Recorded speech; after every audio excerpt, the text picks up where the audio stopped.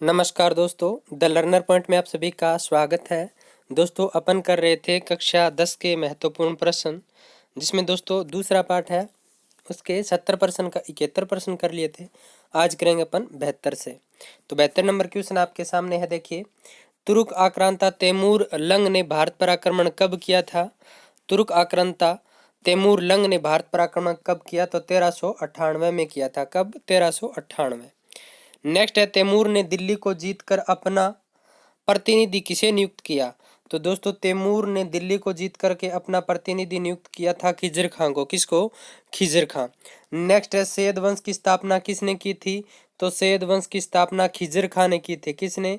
खिजर खां। Next है, सैयद वंश के किस शासक ने सर्वशाही की उपाधि धारण की?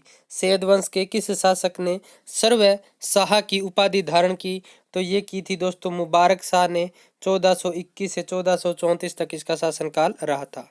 नेक्स्ट देखिए, अंतिम अंतिम सैयद शासक कौन था? तो इसका राइट आंसर हो जाएगा आलम शाह था। तो दोस्तों, अंतिम सैयद शासक जिसने स्वेच्छापूर्वक दिल्ली का शासन त्याग दिया था।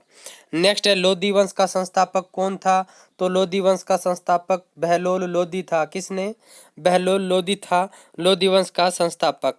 इसने दोस्तों 1451 में दिल्ली पर अधिकार किया। नेक्स्ट है, बहलोल लोधी ने दिल्ली पर अधिकार करने के किस शासक के प्रयास को असफल किया? तो जौनपुर के शासक महमूद शाह सर्की इसके दोस्तों प्रयास को असफल किया था। नेक्स्ट है, बहलोल लोधी की मृत्यु कब हुई? तो बहलोल लोधी की मृत्यु हो गई थी 1489 में, मात्र 38 वर्ष के शासन करने के बाद। नेक्स्ट है, बहलोल लोधी के बाद दिल्ली का सुल्तान कौन बना? तो इसका राइट आंसर हो जाएगा बहलोल लोधी के बाद दिल्ली का सुल्तान इसका दूसरा पुत्र निजाम शाह बना था। सिकंदर शाह की उपाधि इसने धारण की थी। सिकंदर शाह की उपाधि धारण की थी, निजाम शाह बना था। नेक्स्ट है, जिस समय मेवाड़ में राणा सांगा था उस समय दिल्ली में सुल्तान कौन था? तो इसका राइट आंसर हो जाएगा सिकंदर लोधी था। जिस समय मेवाड़ में राणा सांगा का शासन था उस समय दिल्ली में सुल्तान कौन था? तो सिकंदर लोधी। ये 1509 ईस्वी ईसा की घटना है। नेक्स्ट देखिए, किस लोधी शासक ने एक गज चलाया जो प्राय 30 इंच का होता था तथा लंबे समय तक सिकंदरी गज के नाम से चलता रहा? तो इसका राइट आंसर हो जाएगा निजाम शाह।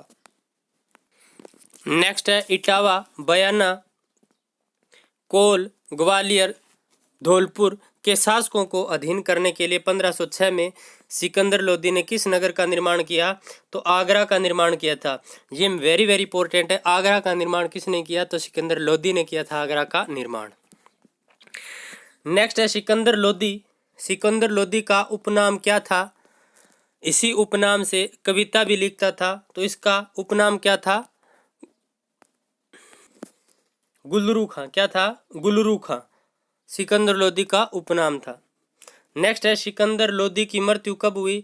तो नवंबर 1517 में सिकंदर लोधी की मृत्यु हो गई।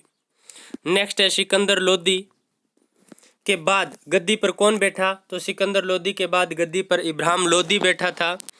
आगरा में यह गद्दी पर बैठा था इब्राहिम लोधी। नेक्स्ट है, पानीपत का युद्ध कब हुआ? वह किन किन के बीच हुआ? तो पानीपत का युद्ध 1526 में हुआ था दोस्तों। पानीपत का युद्ध इब्राहिम लोधी और बाबर की सेना के बीच। नेक्स्ट देखिए, कौन सा युद्ध युगांतरकारी सिद्ध हुआ और जिसके साथ ही मुगल वंश की स्थापना हुई? तो 1526 का पानीपत का प्रथम युद्ध, जिसमें इब्राहिम लोधी की हार हो गई थी। और दोस्तों, ये निर्णायक युद्ध था। कौन सा था? युगांतरकारी या निर्णायक युद्ध।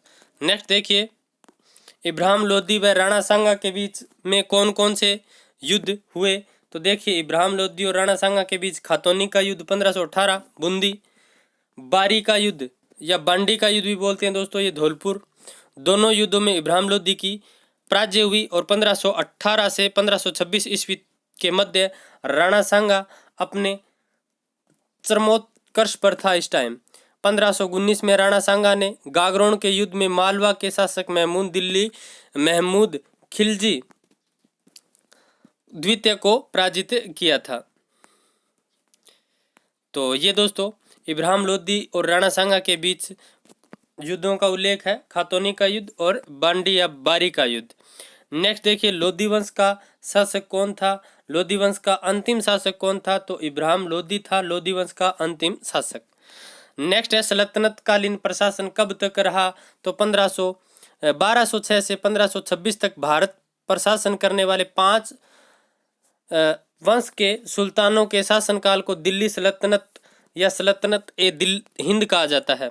ये थे दोस्तों गुलाम वंश, खिलजी वंश, तुगलक वंश, सैयद वंश और लोदी वंश। ठीक है, इनको दोस्तों दिल्ली सल्तनत के नाम से जाना जाता है। टाइम पीरियड सामने है, आप देख सकते हैं। गुलाम वंश 1206 से 1209, खिलजी वंश 1290-1320, तुगलक वंश 1320 से 1414, सैयद वंश 1414 से 1451, लोदी वंश 1451 से 1526। नेक्स्ट है, प्रथम सुल्तान कौन था दिल्ली का? दोस्तों तो कुतुबुद्दीन ऐबक। नेक्स्ट है, अंतिम सुल्तान कौन था? तो इब्राहिम लोदी।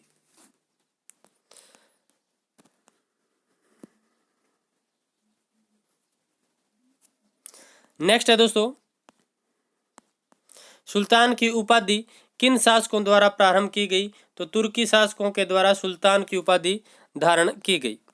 नेक्स्ट है, सुल्तान की पदवी धारण करने वाला पहला शासक कौन था? तो महमूद गजनवी था सुल्तान की पदवी धारण करने वाला पहला शासक। नेक्स्ट है, सुल्तानों ने किस वर्ग की राय मानने की अपेक्षा की थी या उपेक्षा की जाती है? तो उलेमा वर्ग की। सुल्तानों ने किस वर्ग की राय मानने की उपेक्षा की? तो उलेमा वर्ग। नेक्स्ट है, राज्य में पूर्णतया प्रधान न्यायाधीश राजनीतिक व मजहब दोनों क्षेत्रों का अधिपति कौन होता था? तो सुल्तान होता था।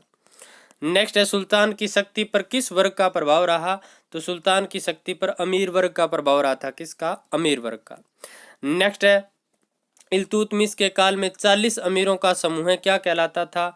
तो इल्तुतमिश के समय 40 दलों या अमीरों का समूह चहलगानी कहलाता था। क्या? चहलगानी। नेक्स्ट है, केंद्रीय शासन संस्था कौन सी मंत्री परिषद की तरह होती थी? तो इसका राइट आंसर हो जाएगा मजलिस ए खलवत। तो दोस्तों ये 100 तक अपन ने कर लिए, 70 तक पहले कर लिए थे। आज के प्रश्न आपको कैसे लगे मुझे कमेंट बॉक्स में जरूर बताना।